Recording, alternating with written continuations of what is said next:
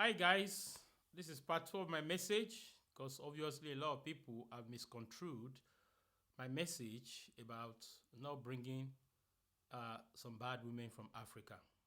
Of course, an important part of God's plan for anyone, the most important part of God's plan is the woman you're going to get married to or the man you're going to get married to.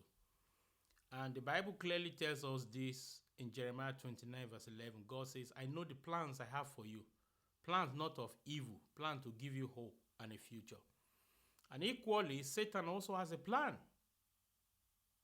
John chapter 10 verse 10 says, the devil has come to steal, to kill, and to destroy. So, God has a plan for our lives. Satan has a plan for our lives. All I've said was that people needed to pray. If you're going to bring a woman from Africa, you need to pray about it. And you need to make sure that she's not the type that anyone can easily influence. That's what I said. I never said African women are bad. Contrary to that, of course, a lot of African women are pretty women, decent, well-mannered, people that will never do a thing like that. And of course, in any environment, in any situation, you have the good ones and you have the bad apples. So I'm talking about the bad apples. Of course, there are a lot of good women. But all what I said was that before you embark on that kind of journey, make sure you pray about it. Because a lot of men are not praying about it. And when this woman comes here and they come to ruin your life, it's not the will of God, it's not the plan of God for your life to be completely ruined.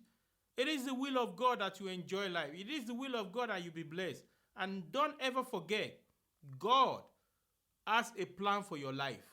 Whether you are a man, whether you are a woman, God has a plan for your life. There's no doubt about that. Equally, Satan has a plan for your life. And one of the ways that Satan destroys people is through getting married to the wrong women.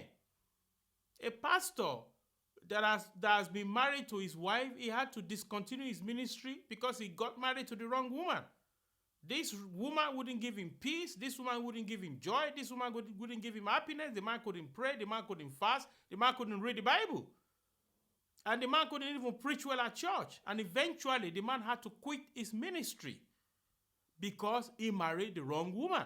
And this is what I'm saying in essence. I'm not saying, of course, if you are married, don't bring your wife. That's not what I'm saying. All I said was that you have to pray about it. Pray about it, seek the face of God, and be very careful because the woman you married to is part of your journey. That woman is part of your life. If you want to continue to be a man of God, of course, you can't be married to a woman of the devil. If you want to continue to be a woman of God, you can't be married to a man of the devil. Likes beget likes. Of course, a man of God has to be married to a woman of God.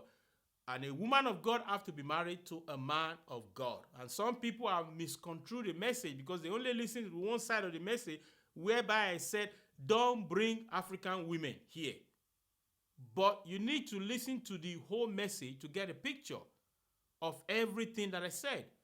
So some people have cherry-picked some part of my messages and they have sent me email, they've commented and say, oh, what are you talking about? Blah, blah, blah, blah, blah. Some people, oh, you are misleading people. I'm not misleading people. The main essence of this ministry is to help people out. So all I'm saying is that people should turn to God because obviously only God that knows the future. And when people turn to God, God will help them to make the right decisions. Because I'm telling you, it's not the decision of going to university or whatever you want to become that will really, really affect your life. The biggest decision that will affect your life outright, within and without, is the woman you get married to or the man that you get married to. That is 100%. Whether you're going to die young, whether you're going to live long, whether you're going to enjoy life, whether you're going to have peace, whether you're going to have joy, whether you're going to have harmony, whether you're going to be successful, it depends on the woman you are married to or the man you are married to. And obviously, if you're married to the wrong woman, your life is headed in the wrong direction. And equally, a woman that is married to the wrong man as well, your life is headed in the wrong direction. That's what I said. People should pray very, very well before embarking on that kind of adventure of bringing a woman from Africa. Pray about it. Seek the face of God. And if you are led by God, God gives you the go ahead. Of course, why not? It is not the will of God that you should be in America or in Canada or in Nigeria or United Kingdom or Germany, and then your wife is in Ghana, your wife is in Togo, your wife is in Nigeria, your wife is in Cameroon. No, that's not the will of God. The will of God is that a man will leave his father and mother and will cleave to his wife. That's the will of God. But you have to be careful the kind of woman you are bringing into this Western society, because obviously we live in Sodom and Gomorrah.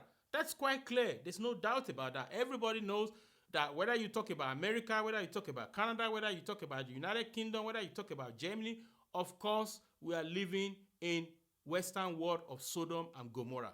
And of course, women are empowered to stand up against their own husbands. So all I'm saying is a woman that does not know God, she comes into this environment, she could be easily influenced, and then at the end of the day, you are now regretting that move that you made. So that's why I said pray about it. Please listen to my message carefully. I did not discourage anyone. I only advise people to pray about it. Seek the face of God. Be led by God before you embark on that kind of adventure, because it is very, very risky. And statistics, the records are there that most of these women are ungrateful. You bring them all the way from Africa, they come to Europe, you give them life, you give them everything, and what do they give you back in return? They destroy your life. They give you problems with the authority. You end up in prison. Some of these men, are in mental institutions. Some of them have run mad. Some of them, these women have turned their children, the children against their father. We've got countless examples. So what I said was true. You can check the records. What I said was true. Absolutely. But then, please look at the balance of my message. I balanced that message out. On the one hand, be very careful before you bring a woman. On the other hand, if you have prayed to God and God has given you the green light, of course, go ahead. That's what I said. Our ministry is to encourage people, to advise people. We don't discourage people at all, and we don't mislead people. Please don't take my words out of context. Don't take my word out of context. Please, do not take my word out of context. Listen to it carefully. God bless you. Bye-bye.